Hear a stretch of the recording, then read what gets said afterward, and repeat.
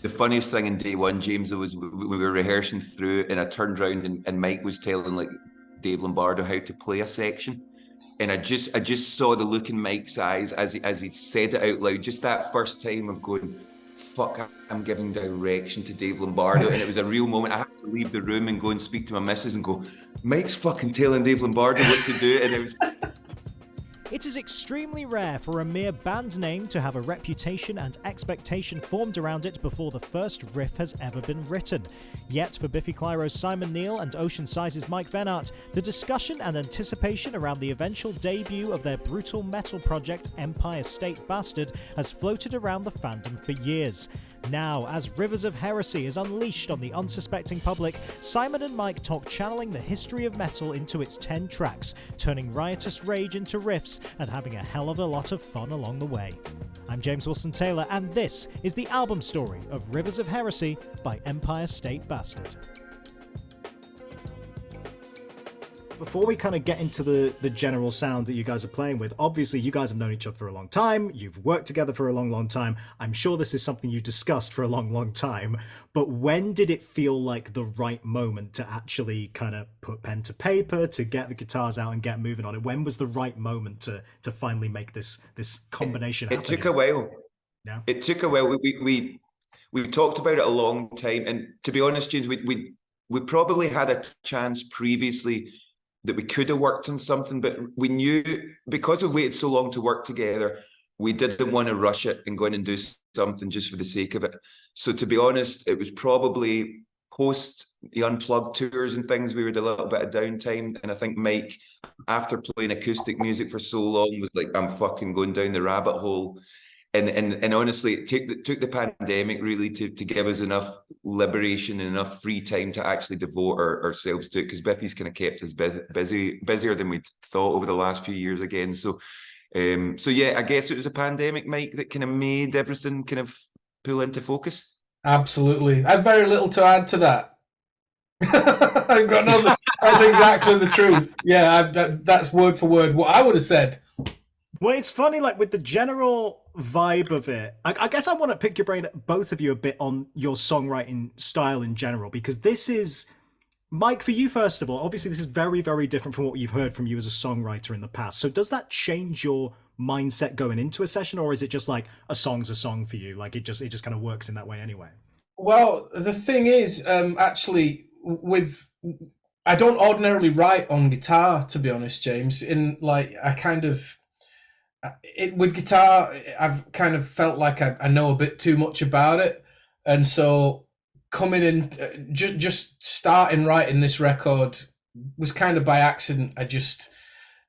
I was just really fucking pissed off, and I needed to play something that I wanted to make music that was as pissed off as I felt. So it became a natural thing to just, okay, stop trying to write elaborate chord sequences that nobody's heard before. Stop trying to write cool melodies or nice guitar chords. Just fucking play the most brutal fifths, flattened fifths, perfect fourths, things that are just gonna fucking slam into people's faces. Don't fucking overthink it. Just make it fucking as brutal and as real as possible. And it just became immediately clear. It was like, this is what Empire State Bastard should have sounded like. Maybe we should start talking about that again. And that's all it was. I just wanted it to be fucking, like, hilariously fucking punishing. Hilariously punishing is a good way of wording it, for sure. But I guess the same question to you, Simon, but I guess what's interesting about this is that, you know, Biffy have got to a place now where you can kind of touch any genre a little bit there. Like this wouldn't feel incredibly out of place even in a more modern Biffy record. You've obviously gone this heavy in the past. So again, when it comes to actually writing the songs, do you have to go into a certain headspace to kind of go down that particular route, or is it just songwriting for you? I think for me, the main change, James, was that I was getting a spark of ideas and inspiration from Mike. Normally every Biffy song comes from me and inside, so I very much know, like I know that where I want the song to be before I've even fucking finished writing it. The beauty of this was to be presented a bunch of ideas and things that I definitely can't play that way in the guitar. You know, I can, you know, I love heavy music that can play a certain way, but the reality is at this point, even if I write a really heavy song, it's going to sound too close to Biffy for me. So as much as these tunes, you know, genre wise, can kind of flirt with some of the Biffy songs, I feel like there's not one riff in this record that I would have written, and that put me in a kind of like wobbly foundation, which is that's when I think some of the best work comes, is when you're not quite sure where you're going, you're not quite sure what the initial intention of a song is. So I felt a great responsibility when Mike would send so many incredible ideas, so many incredible riffs. I needed to take my time with it. And normally I'm just judging on what I think.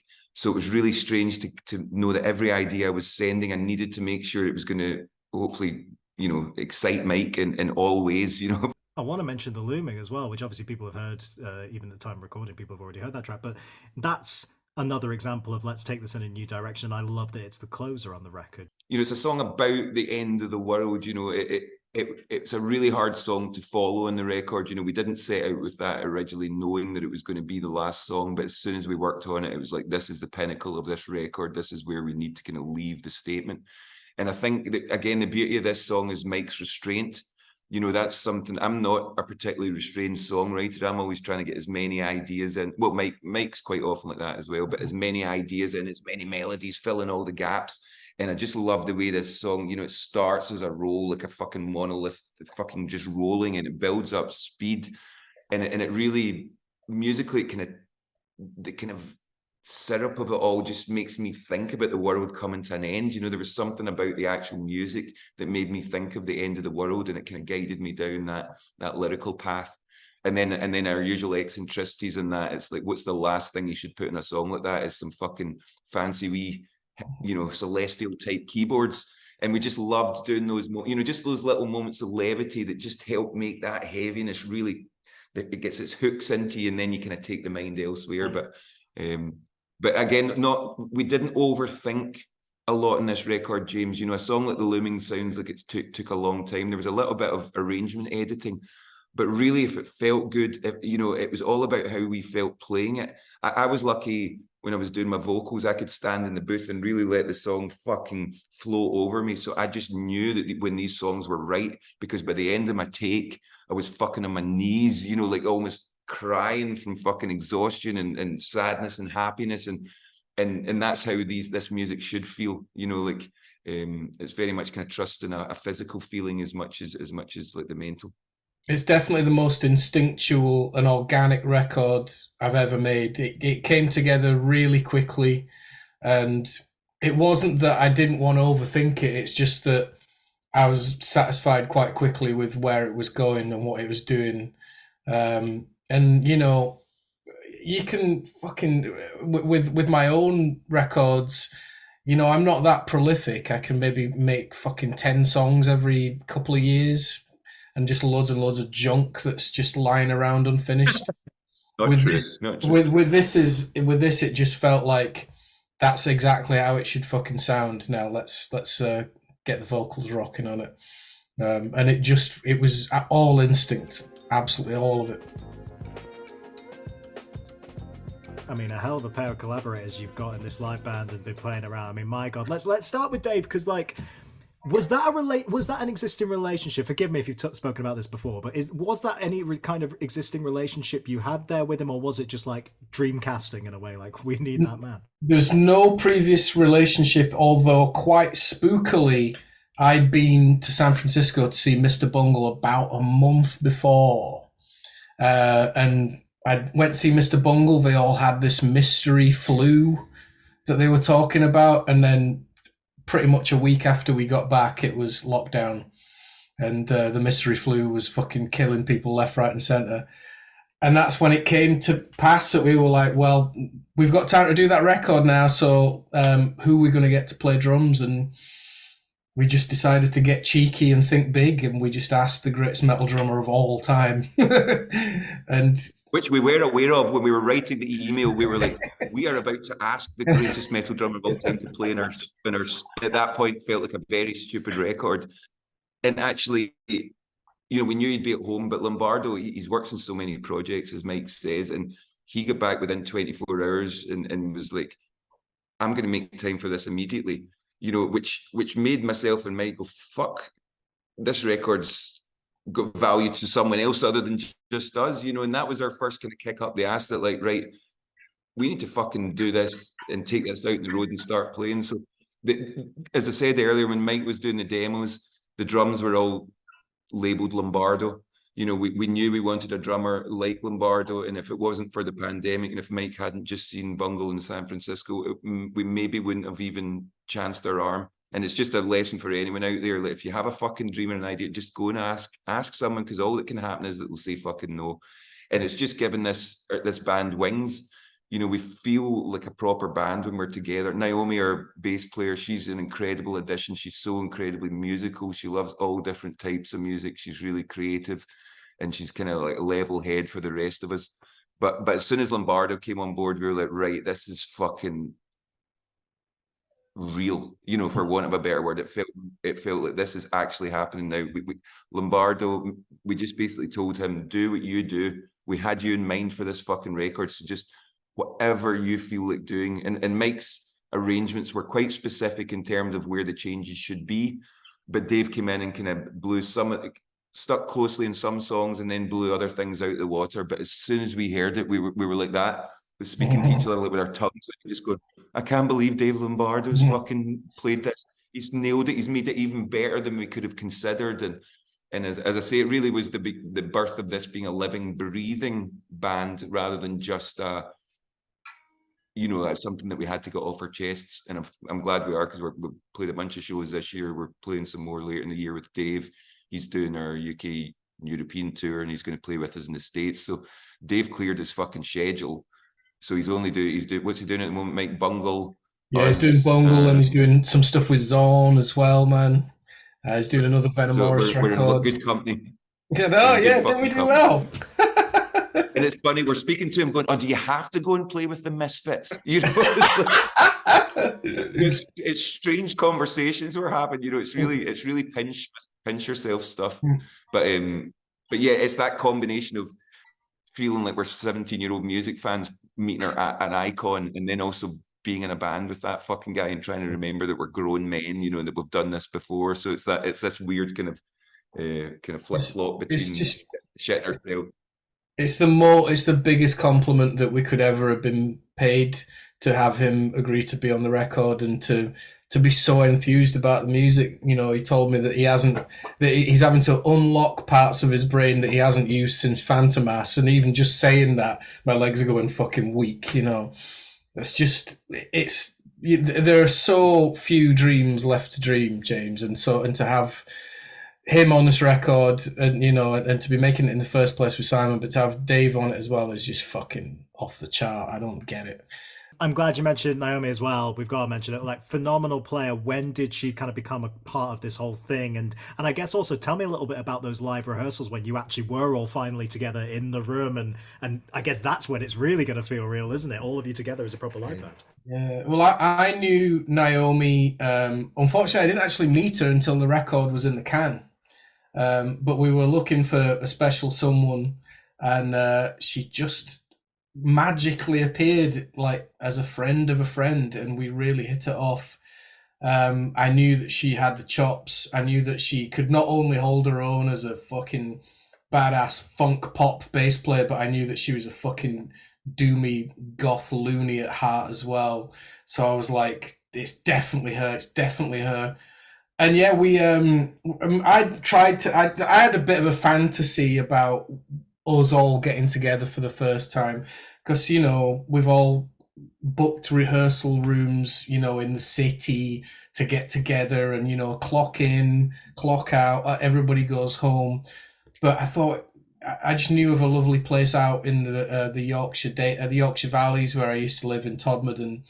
I thought if we could all just go and live there for a few days, maybe a week, and we don't do anything other than hang out, play, go to the pub, go and get a curry, and it'll be just fucking magic. And it was incredible time, because it was just, you know, the Wi-Fi is not great, the phone signal ain't great, there ain't nothing to do but play fucking music and hang out, and it was a really magical time. I'd never done anything quite like that, so it just felt really special. And fortunately, there are absolutely no dickheads in this band.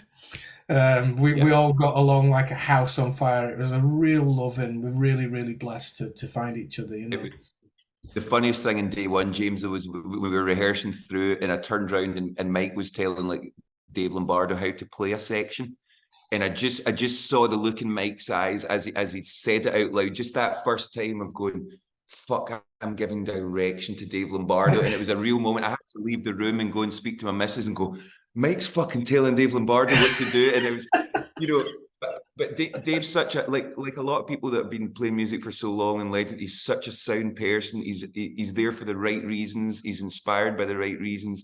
So you forget when you're hanging with him that it's Dave fucking Lombardo, and that's the nicest compliment I could pay to him, because when we're around him, he's just Dave from our band, and then when he leaves, we're like, fucking hell, that's Dave Lombardo still.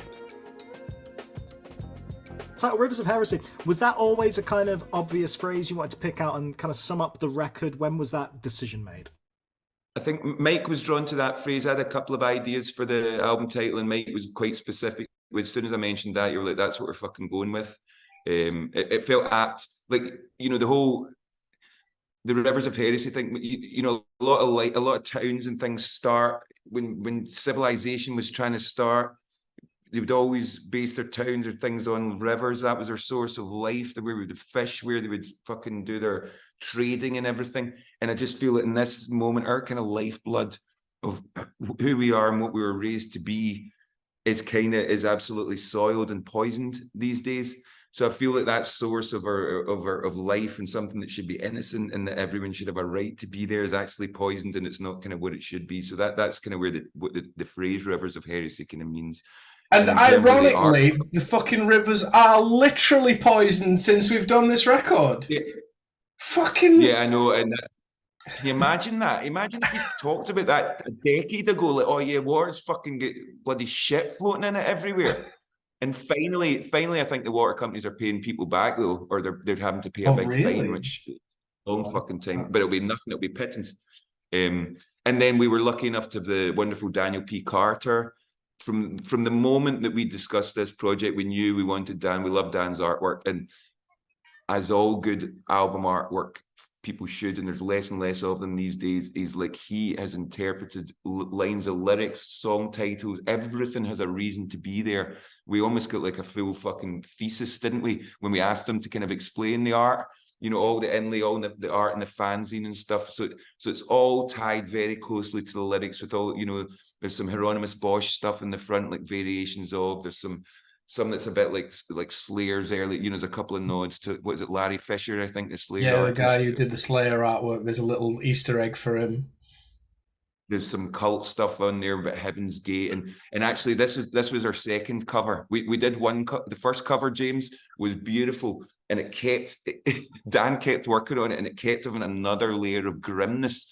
So he started to draw stuff about like the Belgian imperialists in fucking Africa and the stuff they stole, and then we had a big like Nike shoe in the middle of it. So, and with Ronald McDonald and Mickey Mouse, it very much became, this is a fucking lawsuit waiting to happen.